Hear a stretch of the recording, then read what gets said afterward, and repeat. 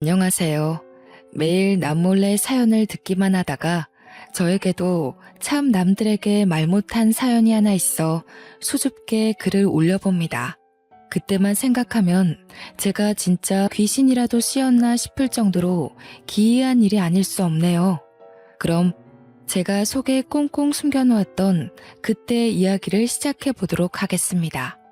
저는 현재 40대이지만 그 당시에는 30대 초중반이었네요. 어릴 때부터 기독교 집안에서 자란 터라 종교 강요를 당하며 살아왔습니다.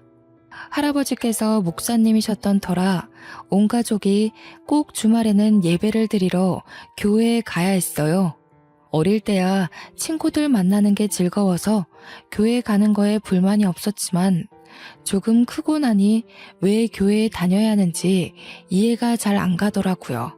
중학생이 된 이후부터는 하늘에 신이 도대체 어디에 있다는 건지, 신이 있다면 왜 제 시험 성적은 바닥을 치는지 의아하고요.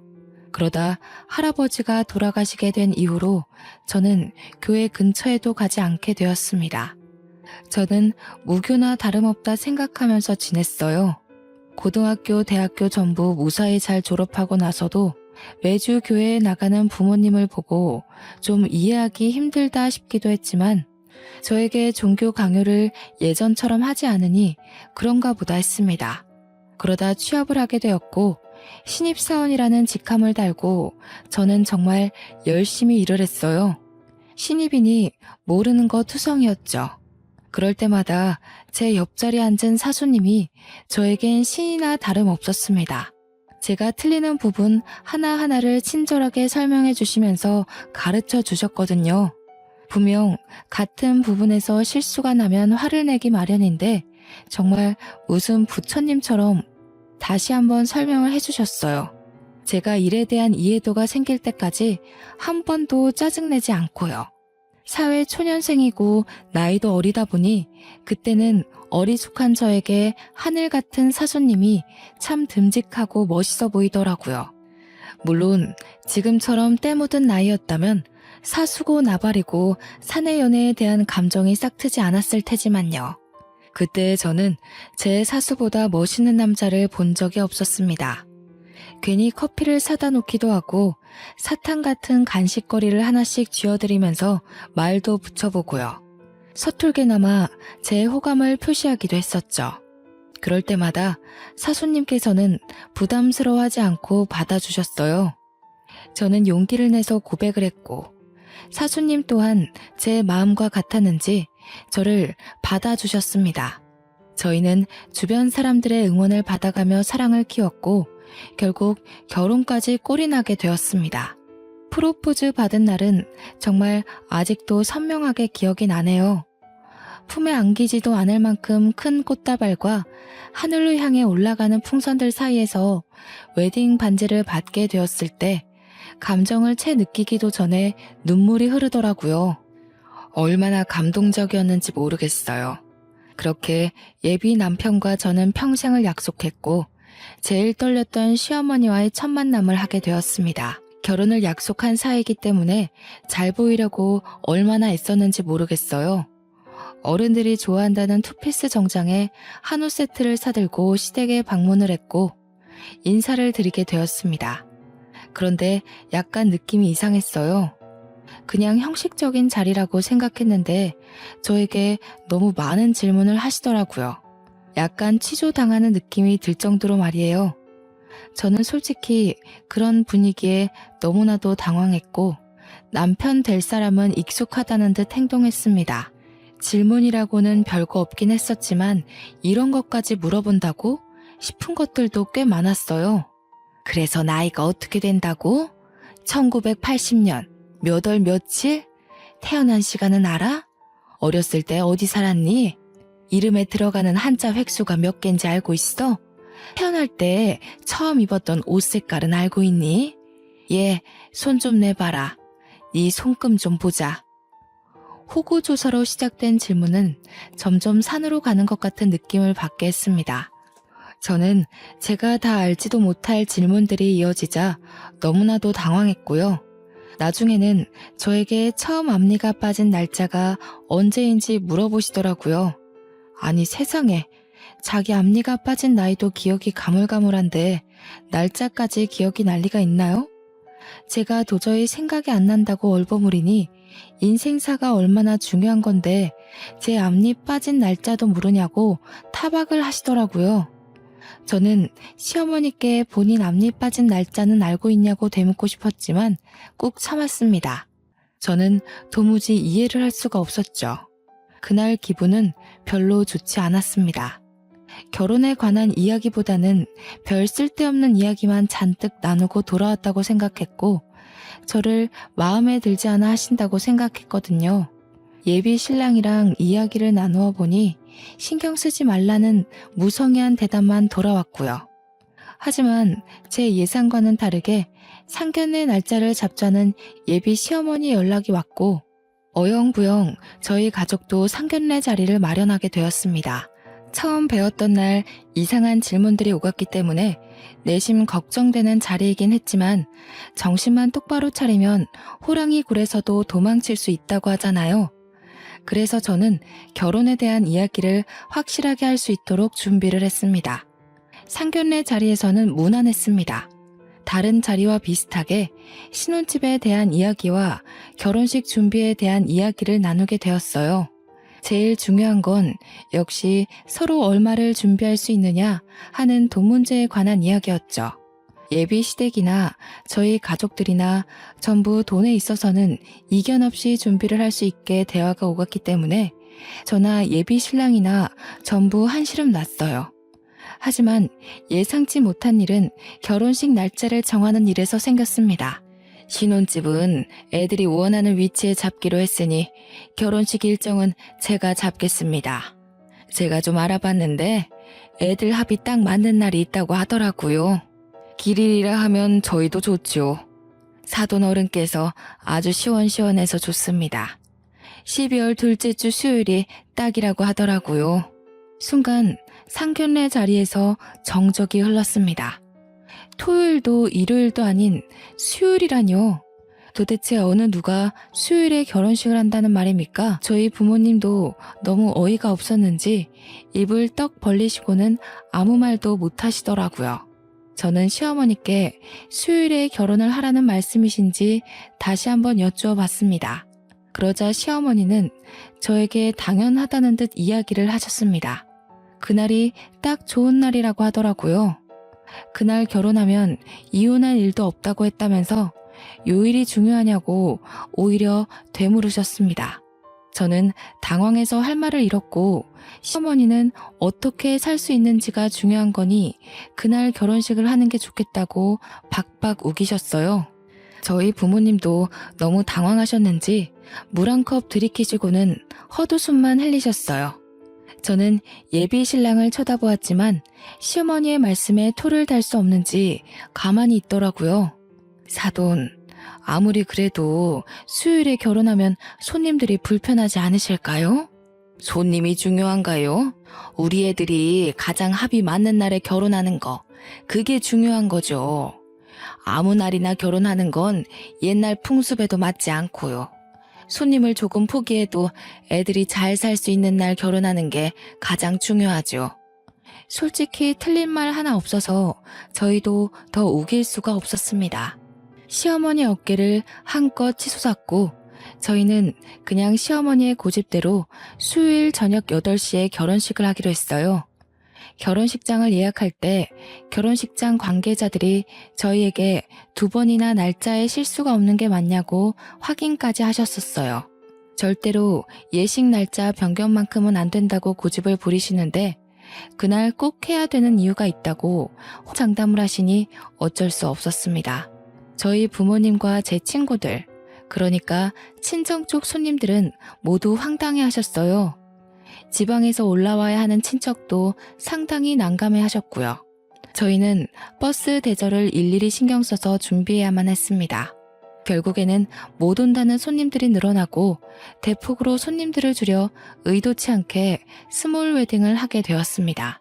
저희 부모님께서 그동안 뿌린 금액이 얼만데 제대로 수고도 못했다면서 참으로 속상해하셨지만 시집살이 트집 잡힐까 무서워 시댁 의견에 찬성할 수밖에 없었어요.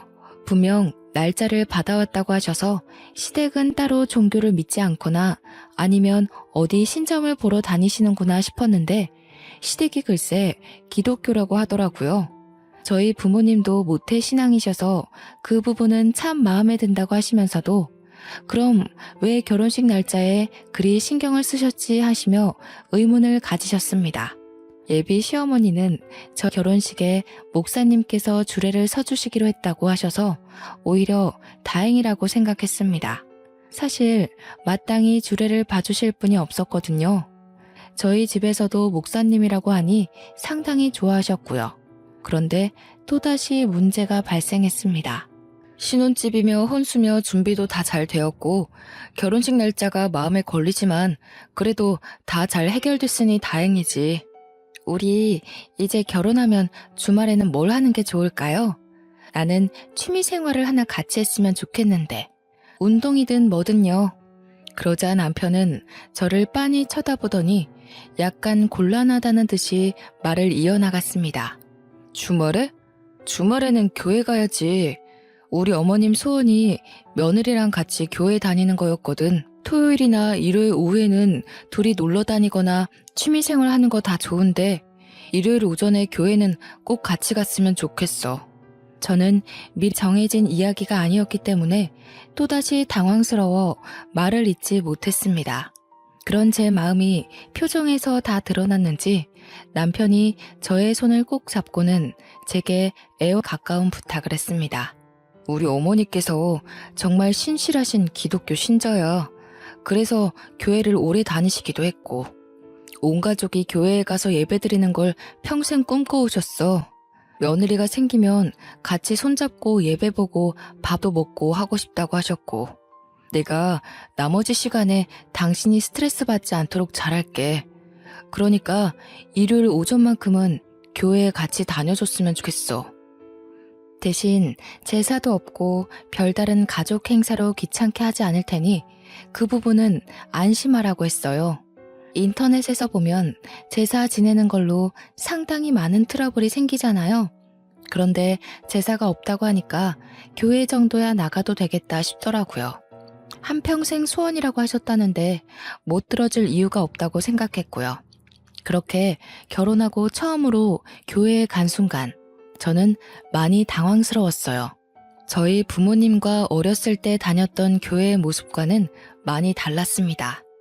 뭔가 분위기가 목사님 위주로 돌아가는 것 같았어요. 신도들이 전부 목사님의 말에 엎드려 절을 하는 듯한 분위기였거든요.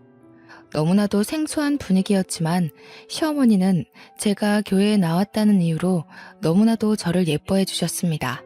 신도들에게도 제 자랑을 얼마나 하시던지 쥐구멍에 숨고 싶은 심정이었어요.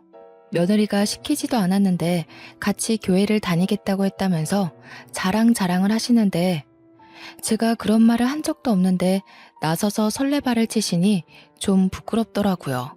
어머님께서 이렇게나 좋아하시니 일요일이 기다려지더라고요. 저와 남편은 시댁에서 저를 예뻐해 주시니 당연히 더욱더 사이가 좋아졌어요. 저희의 신혼생활을 방해하는 게 아무것도 없었거든요. 자녀 계획을 일찌감치 세웠던 터라 얼른 저희에게 이세가 찾아오기만을 손꼽아 기다렸습니다. 물론 친정도 시댁도 손주를 얼른 보고 싶어 하셨고요. 당연히 빨리 아이를 키우고 노후를 즐기자는 마음으로 이세 계획을 했기에 피임 같은 건 하지 않았습니다. 나이도 많은 편은 아니니 아이가 일찍 찾아와 줄 것 같았고요. 그렇게 신혼생활이 3개월쯤 지났을 때 시어머니는 대뜸 저에게 좋은 소식은 없냐면서 전화를 하셨습니다. 아이 말씀이시죠? 천천히 마음 먹으면 찾아올 거라고 생각하고 기다리고 있어요. 아직 나이도 많은 편은 아니라서 금방 생기지 않을까요? 그래, 알아서들 잘하겠지. 다름이 아니라 너 앞으로는 속옷을 흰색만 입어라. 네? 그게 무슨 말씀이세요? 일단 너랑 빨간색은 절대 상극이라고 하니까 속옷은 물론이고 옷도 빨간 옷 절대 입지 말고 내가 하는 말 하나하나 새겨 듣는 게 좋을 거야. 제가 화려한 속옷을 즐겨 입는 건 아니었지만 아무리 그래도 며느리한테 속옷 색깔까지 지정해주는 시어머니는 없지 않나요? 그날 저녁 남편에게 시어머니께서 이런 전화를 하셨다고 말을 했어요. 여보, 오늘 어머님께서 갑자기 전화하셔서는 나보고 흰색 속옷만 입으라고 하시는 거 있지? 그래? 엄마가 또 어디서 이상한 소리를 듣고 왔나? 아니, 시댁 식구 전부 교회 다닌다면서 그렇게 전보로 다니셔도 되나? 남편은 점이라니 무슨 소리냐며 저에게 되물었어요. 저는 제 생각을 아무렇지 않게 이야기를 했습니다. 그렇잖아. 결혼식도 무조건 수요일에 해야 된다고 하시고 속옷도 절대로 흰색만 입으라고 하시고 나보고 빨간색이 상극이니까 옷도 같은 건 절대 입지 말라고 하시던데. 엄마가 전보로 다닐 사람이 아닌데 절대 우리 엄마 앞에서 그런 이야기 하지 마. 모태신앙으로 버텨오신 분이라 점이니 무당이니 그런 소리 하면 화 엄청 내실 거야. 저는 대충 알겠다고 대답하고 넘어갔습니다. 모태신앙이라면서 점보러 다니는 시어머니도 이해가 안 갔지만 남편 또한 저런 소리를 들었다는데 시큰둥한 반응이라 이해가 가질 않았어요. 그렇게 또 바쁜 한 주가 지나가고 시어머니와 함께 예배를 드리고 시댁에서 밥이나 먹자고 하길래 따라갔습니다. 화장실이 가고 싶어서 시아버지와 남편이 잠시 밖으로 담배 피러 간 사이에 화장실에 들어가 변기에 앉아 있는데 갑자기 문이 덜컥덜컥 하더라고요. 어머님이 급하신가 싶어서 저 화장실에 있다고 소리를 쳤는데 갑자기 문이 확 열렸어요. 아, 어머니, 저 있다니까요. 제가 너무 놀라서 급하게 가릴 부분만 가리고 어머님께 소리를 쳤는데 저를 빤히 보더니 갑자기 화를 내시더라고요. 저는 놀래서 어머님을 밀어내고 화장실 문을 다시 잠갔어요. 아까도 분명 잠갔는데 어머님 손에 열쇠가 있는 걸 봐서는 억지로 문을 여신 것 같았습니다. 놀란 가슴을 가라앉히고 나와서 어머님께 저도 화가 나서 소리를 쳤습니다. 어머님, 제가 있다고 했는데 그렇게 문을 여시면 어떡해요?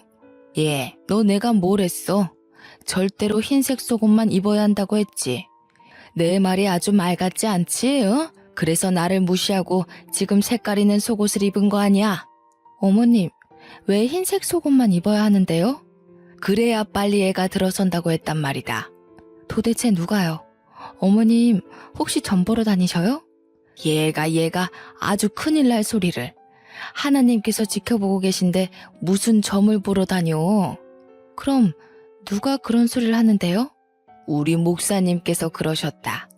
손주 빨리 보고 싶으면 며느리한테 절대로 흰색 속옷만 입으라고 전하라고. 기도해서 응답받으셨다고 그러셨어. 저는 정말 너무나도 당황스러웠습니다. 다른 사람도 아니고 목사님이 그런 소리를 하셨다고 하니까요. 저는 시어머니께 목사님이 그런 소리를 하고 다녀도 되는 거냐고 되물었습니다. 그러자 시어머니는 더욱 화를 내면서 말씀하셨어요. 지금 우리 목사님 흉보는 거니? 그런 소리를 뭐 아무한테나 해주는 줄 알아? 나처럼 20년 이상 믿고 따르는 신도들만 모여서 기도의 응답을 알려주시는 거야. 매주 금요일 오전에 몇몇 신도들만 모여서 그렇게 기도회를 한단다. 그때 목사님께서 가족 간의 평안을 위해 물음을 하시고 응답이 오면 하나하나 알려주신단다. 네가 우리 집에 어떻게 시집 오게 됐겠니? 다 목사님께서 며느리를 받아야 한다고 응답을 받으셨기 때문이지. 어머님, 이게 다 무슨 말씀이신지 모르겠어요. 저와 오빠가 서로 사랑해서 결혼하게 된 거지 목사님이 점 찍어주셔서 결혼한 게 아니에요. 너를 집안에 들여야 부흥이 된다고 했다고. 그 말이 얼마나 대단한 말인지. 너 딱 시집 온 날부터 너네 시아버지 사업이 술술 풀리기 시작했잖니. 지금 거래처가 2배로 늘어나서 너 시집 오기 전보다 딱 매출이 4배가 올랐어. 그래서 지금 목사님 말 때문에 저한테 흰색 속옷만 입으라고 하신 거예요? 2년 동안 잠잠하던 사업이 갑자기 부흥한 것도 그렇고 그동안 우리 집안의 대소사를 전부 목사님께서 응답을 받으시고 해결해 주셨다니까. 아가, 네가 건강한 거 다 알지. 근데 임신은 하늘에서 아이를 내려주셔야 하는 거 아니겠니? 속는 셈 치고 딱 흰색 속옷만 입고 지내봐라. 응? 그 뒤로 저는 속는 셈 치고 시어머니의 말씀대로 흰색 속옷을 입었어요. 그러자 정말 3개월 만에 임신이 된 거예요. 임신 테스트기에 두 줄이 딱 떴을 때 저는 임신에 대한 기쁨보다 정말 흰색 속옷 덕분인가 싶은 마음이 먼저 들었습니다. 양가의 임신 사실을 알렸을 때에도 시어머니는 저에게 축하한다는 말보다 목사님 덕이라는 이야기를 먼저 하셨습니다. 흰색 속옷을 입으면 아이가 바로 들어설 거라고 하지 않았느냐며 저에게 의기양양하게 말씀하셨습니다. 자기 말 들어서 절대로 손해볼 게 없다면서 이게 다 전지전능하신 목사님의 기도 덕이라고요. 완전 기세등등하셔서 말씀을 하시는데 솔직히 저도 혹하더라고요. 꾸준히 아이를 가지려고 시도하고 있었지만 그래도 사람에게 조바심이라는 게 생기기 마련이잖아요. 가서 검사라도 한번 해봐야 하나 하는 그 타이밍에 정확히 아이가 들어서니 저도 점점 종교에 빠지게 되었습니다. 그날 이후로 시어머니는 제게 하나하나 목사님의 말씀이라면서 사소한 것부터 일일이 명령하기 시작했어요. 제가 발에 땀이 정말 많이 나는 체질이라 겨울에도 양말을 잘 신지 않을 정도거든요. 여름에는 당연히 슬리퍼만 신고 다니니 양말을 절대 신지 않았었고요. 그런데 시어머니는 저에게 집안에서 양말을 신고 다니라고 하셨어요. 양말이요? 어머니 저 발에 땀이 많아서 양말 신으면 오히려 더 냄새나고 불편해요. 내 말 들어서 어디 손해본 적 있니? 목사님께서 너 양말 안 신고 다니면 한번 탈 난다고 하더라. 임신도 했는데 널 위해서 하는 말이니까 양말 신고 다녀. 양말 신고 다녀. 알겠어? 임신해서 몸은 점점 불어나고 다리도 붓고 더워 죽겠는데 양말까지 신으려고 하니까 죽겠더라고요.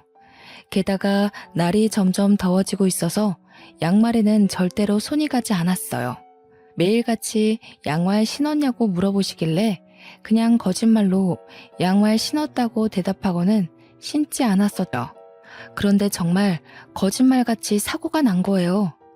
계단을 내려가다가 발을 삐끗했는데 발목이 확 접질려서 인대가 늘어나고 말았습니다. 저는 바로 병원으로 갔고 임신 중이라 간단하게 부목을 대고 반깁스를 했어요. 제 이야기를 들은 시어머니께서 그날 바로 전화해서는 제게 호통을 치셨습니다. 너 양말 안 신었지? 하며 제가 다쳤다는 이야기를 하자마자 말씀을 하시는데 정말 깜짝 놀랐어요. 진짜 온몸에 소름이 오소소 돋더라고요. 속옷도 그렇고 양말도 그렇고 뭔가 타이밍이 짜맞춘 듯이 흘러가니까요. 저는 우물쭈물 대답을 못했어요. 그러자 시어머니께서 엄청 답답해 하시면서 저한테 말씀하셨습니다. 잘 되라고 우리 목사님께서 금요 기도회에서 응답을 전파해 주신 건데 그걸 왜 안 듣고 그러니? 안 되겠다. 너 나 따라서 기도회에 한번 참석하자. 금요일 오전에 시간 비워도. 저는 울며 겨자 먹기로 금요일 오전에 시어머니께서 믿어 의심치 않는 기도회에 참석하게 되었습니다. 그런데 제가 말씀을 따라하고 응답을 받으려고 하는데 목사님께서 저에게는 말을 해줄 수 없다고 하셨습니다. 제가 세례를 받지 않은 사람이기 때문에 기도회에 참석해서는 안 된다고요. 정 참석하고 싶으면 세례를 받고 오라며 정중하게 저를 내보내셨어. 저는 기도회 중간에 밖으로 나오게 되었고 시어머니께 세례 받는 법을 여쭈어 보니 무슨 물속에 들어가서 세례를 받는다고 하더라고요. 제가 근데 맥주병이기도 하고 어릴 때 계곡에서 놀다가 물에 빠진 이후로 물 공포증이 있어서 절대로 물에 들어가지 않거든요. 욕조에 물 받아서 씻는 것도 가슴이 벌벌 떨려서 절대 하지 않고요. 그래서 저는 그냥 세례 안 받겠다고 시어머니나 실컷 기도하시고 말씀 들으시라고 했죠. 그러니 바로 돌변하셔서는 언제는 간이고 쓸개고 빼줄 것처럼 기도에 참석해보겠다고 하더니 이제 와서 말 바꾸는 거냐고 화내더라고요. 어머님, 저 진짜 물 공포증 있어서 절대 물에 못 들어가요. 물속에 둥둥 떠서 기도를 받아야 한다는 게 저한테는 얼마나 공포스러운 일인데요. 게다가 저 물에 뜨지도 않아요. 우리 교회 신도들 중에 물 공포증 있는 사람들도 다 목사님의 말씀의 힘으로 이겨냈어. 우리 며느리가 그 정도도 못할 거라고는 믿고 싶지 않구나. 저 임신 중이잖아요. 혹시라도 잘못되면 어떡해요? 제가 임신 중이라는 핑계를 대자 시어머니도 저에게 더 이상은 강요하지 않으셨어요. 만약 임신이 아니었다면 그대로 머리채 잡혀 끌려갔을 수도 있겠구나 싶더라고요. 어영부영 세례를 잘 피하자 그 뒤로 금요일 오전 기도회에 같이 가자는 말씀은 안 하시더라고요. 솔직히 한시름 났죠. 그런데 그날 이후로 계속해서 목사님의 말씀이라면서 제 살림 하나하나에 간섭을 하시는 거예요. 침대 위치를 바꿔야 된다고 하시면서 대뜸 집에 찾아와 침대를 침실 정 가운데에 떡하니 옮겨두시는 거예요. 저는 침대가 너무 어정쩡한 위치에 있어서 이건 아니다 싶었습니다. 어머님, 여기다가 침대를 두면 공간을 활용하기가 너무 어려워요. 벽에 붙이면 몰라도 침실 정 가운데에 두면 이 침실이 아주 음양의 기운이 좋다고 하더라.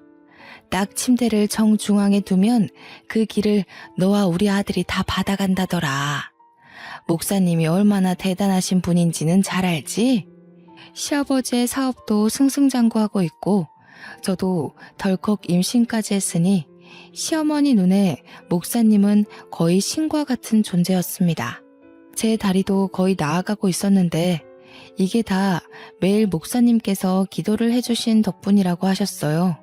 음양의 기운을 다 받으면 얼마나 좋은데요? 시어머니께서는 우물쭈물 하시면서 몸이 튼튼해지지 않겠냐며 엉뚱하게 대꾸하셨습니다. 시어머니도 제대로 아는 건 없는 것 같았지만 집을 3개 부리길래 어쩔 수 없이 침대를 침실 정 가운데에 두었습니다. 오며 가며 얼마나 불편하던지 그날 저녁 남편이 집에 돌아와서는 침대가 왜 여기에 있냐고 구석으로 밀어두려고 하더라고요. 평소 같았으면 남편이 하는 일이니 시어머니도 별 말씀 못하겠지 싶어 냅두는데 이상하게 그날따라 시어머니의 말씀이 자꾸 귀에 맴돌았어요. 몸이 튼튼해질 거라는 말이요. 제 뱃속엔 아이도 있었으니까 왠지 그 기운이 받고 싶어지더라고요. 그래서 그냥 내버려 두자고 했습니다. 침대 모서리에 다리를 찢기도 하고 공간을 애매하게 차지하는 바람에 화장대도 치워야 했지만 적응하면 괜찮겠지 싶었어요. 그런데 남편이 퇴근길에 큰 교통사고가 났다는 거예요. 저는 교통사고가 났다는 소식에 놀래서 휴대폰도 두고 택시를 타고 병원에 갔어요. 그런데 우리 남편이 응급실 침상도 아닌 의자에 멀뚱멀뚱 앉아 있더라고요.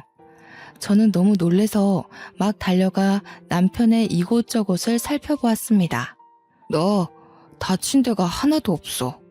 차는 거의 폐차 지경이라면서 다친 데가 어떻게 없어. CT랑 MRI 같은 것도 다 촬영해 봤어?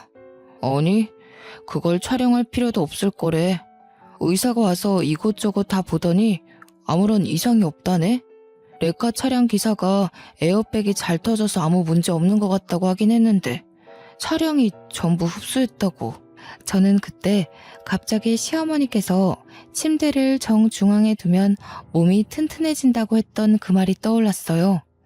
팔에 소름이 오소소 돋으면서 그때부터 정말 절실하게 시어머니의 말씀을 믿게 되었습니다. 누구보다 열심히 교회에 나가서 봉사를 하고 목사님의 말씀 하나하나를 귀 기울여 듣게 되었어요. 시어머니는 그때부터 저에게 과한 것들을 요구하기 시작했지만 저는 군소리 없이 전부 따르게 되었습니다. 믿어서 손해볼 일은 단 한 번도 없었으니까요. 예, 오늘 기도 말씀에서 옷장에 옷을 전부 뒤집어서 걸어두라고 하더라. 안쪽에 붙은 택이 바깥에 오도록. 그래야만 네가 진통을 오래 안 겪고 아이를 낳을 수 있대. 저는 그 이야기를 듣자마자 옷장에 있는 옷을 전부 꺼내서 뒤집어서 옷걸이에 걸어 놓았어요. 꼬박 3시간이 걸리는 일이었지만 옷장에 옷을 다 뒤집어 걸어 놓으니 마음의 안정이 찾아오더라고요. 아이를 낳을 시점이 다가오고 있어서 그런지 배가 살짝 뭉치는 느낌이 들었지만 그래도 순산할 수 있다고 하니 기분은 나아지더라고요. 그렇게 한 달이 지나고 진통이 찾아왔고 저는 양수가 터진 상태로 급하게 산부인과에 입원을 하게 되었습니다. 보통 첫 아이를 낳을 때 10시간 이상 진통을 한다고 했고 자궁 문도 천천히 열린다는 이야기를 들어서 만발의 준비를 했어요. 그런데 산부인과에 입원한 지 얼마 안 되어 내진을 했는데 간호사분이 급하게 의사 선생님을 호출하더라고요. 출산 진행이 빠르게 되어 이미 자궁문이 9cm 열렸다는 이야기를 해주셨어요. 저는 정신이 없는 상태로 무통주사도 맞지 못하고 바로 출산을 할 준비를 했습니다. 분만실에 들어가 힘주라는 소리를 듣고 힘을 빡 주었는데 뭔가가 쑥 하고 빠져나오는 기분이 들었어요. 그러면서 진통이 싹 사라지더라고요. 첫 분만에 이렇게 빠르게 출산한 산모도 드물다면서 고작 4시간밖에 걸리지 않았다고 의사 선생님께서는 저를 칭찬해 주셨습니다. 제 품에 아이를 안겨주시는데 너무나도 감동이었어요. 친구들은 12시간 길게는 40시간도 진통을 했다는데 저는 정말 4시간 만에 아이가 쑥 하고 나왔어요. 회복도 어찌나 빨랐던지 훗배아리도 없이 바로 걸어다니고 밥도 먹고 할 거 다 하면서 태어났습니다. 조리원으로 이동하는 내내 시어머니께서는 다 옷장에 옷을 거꾸로 걸어둔 덕분이라고 하셨어요. 저도 정말 신의 뜻대로 하니 아무 어려움 없이 출산을 마치는구나 싶었습니다. 조리원에 도착해서 2주간 푹 쉬려고 하는데 시어머니께서 또 한 번 신신당부를 하시더라고요. 목사님께서 그러시는데 절대로 고춧가루를 먹으면 안 된다더라. 아이한테 아토피가 생길 수 있다고 하니까 절대로 고춧가루를 먹지 마. 저는 고개를 끄덕였습니다.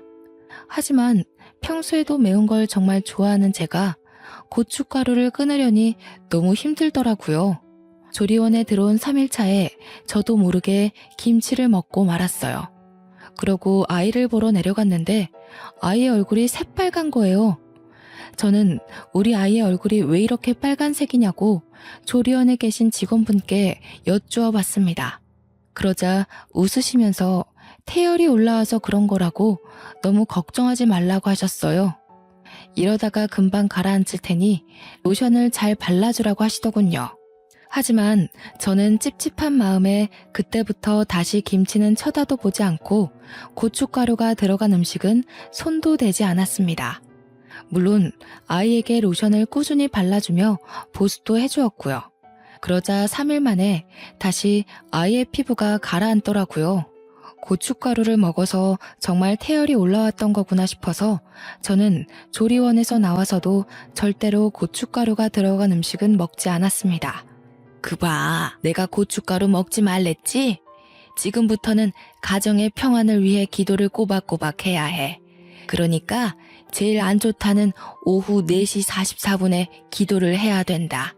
기도를 매일요? 아니 어머님, 제가 그렇게까지 해야 되는 거예요? 매일 기도를 드려야 효과가 있지. 4시 44분에 무슨 일이 있어도 기도를 드려야 가정이 깨지지 않고 평안한 거야. 저는 그날부터 시어머니의 말씀대로 오후 4시 44분이 되면 아이가 울던 말던 기도를 10분간 드렸습니다. 하나님께 제 죄를 고하고 용서를 받고 성경을 읽기도 하고요. 그렇게 아이가 태어난 지 50일 정도 지났을 때 친정 부모님께서 아이가 보고 싶다고 하셔서 집으로 초대를 했어요. 그런데 엄마는 저희 집안의 모습을 보고 경악을 금치 못하시더라고요. 얘, 침실 한가운데 왜 침대가 떡하니 있니? 창가 쪽으로 밀어놓지 않고.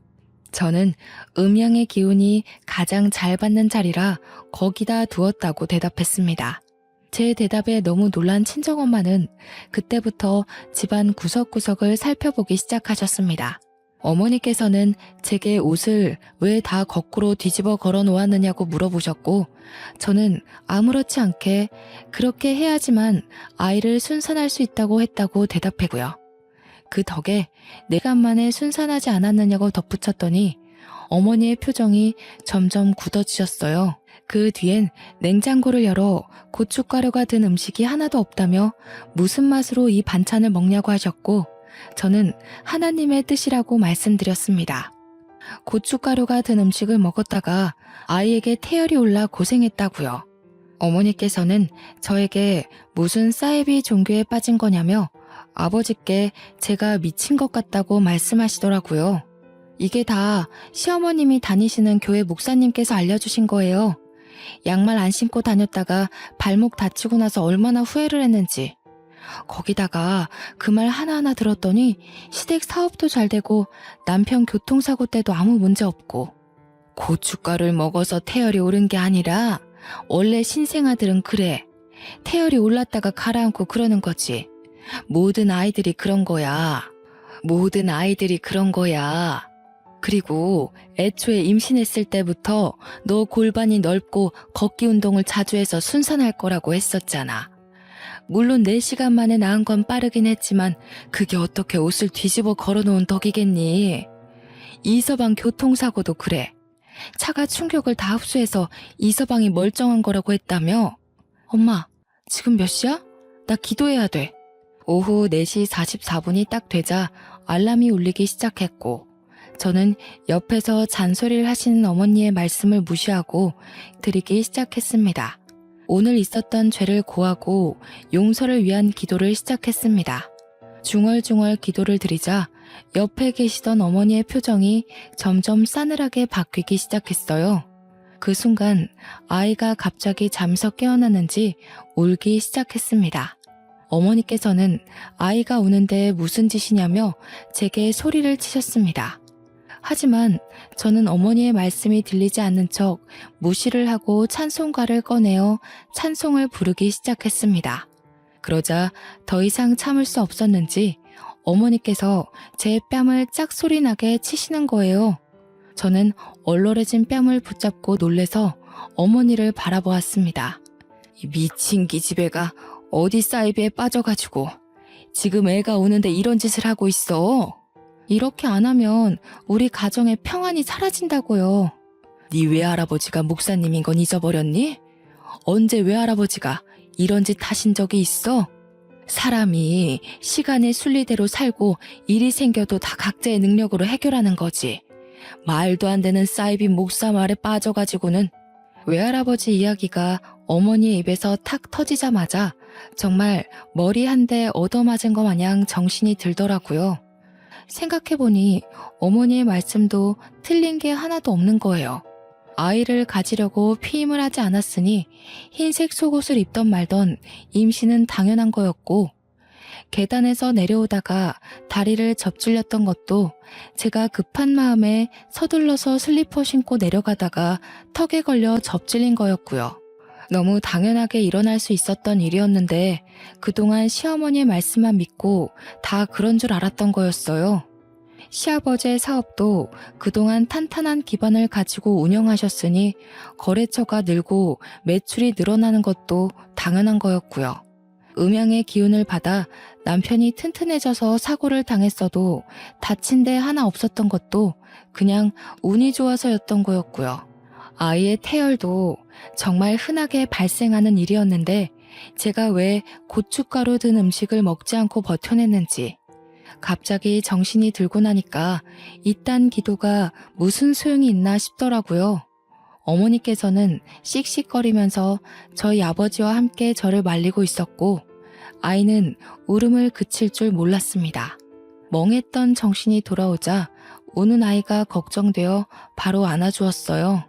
제 품에 안기자마자 울음을 그치고 저를 빤히 바라보는데 제가 여태 이 아이가 우는 걸 무시하고 기도나 드리고 있었다니 얼굴에 열이 확 오르면서 너무나도 부끄러워지더라고요. 친정 부모님은 남편이 올 때까지 집에 돌아가지 않고 기다리셨어요. 저는 솔직히 너무나도 불안해졌습니다. 남편이 퇴근하고 오자마자 어머니께서 남편에게 화를 막 내기 시작하는데 정말 무섭더라고요. 이서방, 자네 정신이 있는 건가 없는 건가? 어디 사이비에 빠져서는 우리 딸한테 가스라이팅 하는 게야? 지금 집안 꼴이 전부 말이나 된다고 생각해? 자네도 그딴 사이비를 종교랍시고 믿고 있는 거라면 당장 이혼하게. 이혼이라는 말이 나오자마자 남편은 사색이 되어 친정 부모님에게 무릎을 꿇고 빌었습니다. 절대 아니라면서 본인은 그런 종교를 믿지도 않고 쳐다도 보지 않는다고요. 시어머니께도 자기가 말씀드려서 절대로 우리 가족에게 강요할 수 없도록 조치를 취하겠다고 말했어요. 그래도 저희 부모님은 쉽게 그 말을 믿지 않았습니다. 2년 동안이나 이렇게 살아왔는데 이제 와서 쉽게 그 습관이 바뀌겠냐고 하셨어요. 절대로 용서를 할 수 없을 것 같다면서 이혼을 계속 말씀하셨습니다. 남편은 한 번만 믿어달라고 빌고 또 빌었습니다. 딱 한 번만 믿어주시면 그 이후부터는 절대 이런 일이 없다는 걸 보여드릴 수 있다고요. 본인이 스스로 증명하겠다고 약속했습니다. 그러더니 남편이 바로 시어머니께 전화를 걸었습니다. 엄마, 이제 더 이상 우리 와이프에게 종교 강요하지 마세요. 자꾸 이러시면 영 끊고 살 생각이니 절대로 일요일에 교회 가자고 부르지도 마시고요. 시어머니의 당황하신 목소리가 전화기 너머로 들려오긴 했지만 남편은 전화를 뚝 끊어버리셨습니다. 친정 어머니는 제 머리에 꽂힌 보라색 머리핀을 보더니 이것도 시어머니가 시킨 짓이냐며 머리핀을 휙 던지시더라고요.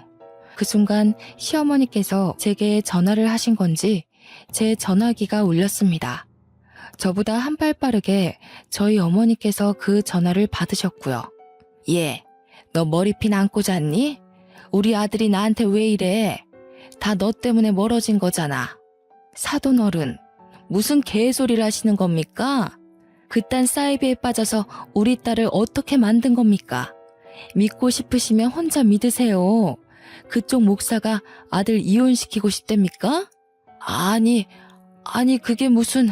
애들 이혼시키고 싶지 않으면 앞으로 우리 딸 그 교회에 데려갈 생각 하지 마세요. 이혼이 정말 제대로 먹혔는지 그 뒤로는 교회 가자는 말 일절 꺼내지도 않고 이것저것 시키시던 일도 그만두시더라고요. 알고 보니 그 사이비가 이혼하면 집안 사람 모두 쫓겨나는 종교였다고 하대요. 이혼만큼은 절대 안 된다고 하니 남편이 초강수를 뒀던 거였어요. 더 이상 시어머니께서 제게 이상한 짓을 요구하는 일은 아직까지도 일절 없고 혹여라도 이혼 이야기가 나올까 무서워 제 눈치까지 보고 계십니다. 저는 친정 식구들과도 절대로 그런 종교에 빠지지 않기로 약속을 했고 지금은 둘째까지 낳아 잘 살고 있는 중입니다. 아마도 저처럼 언제 빠졌는지도 모르게 사이비 종교에 물들고 있는 분들도 분명 있을 거라 생각합니다. 원래 모든 일은 자기가 믿기 나름이라고 생각해요. 저는 현명하게 제 힘으로 스스로 헤쳐나오진 못했지만 다른 분들은 가능할 거라 믿습니다. 시댁에 절대 휘둘리지 말고 며느리들 모두 자기 삶을 찾도록 해요. 제 이야기를 들어주셔서 감사합니다.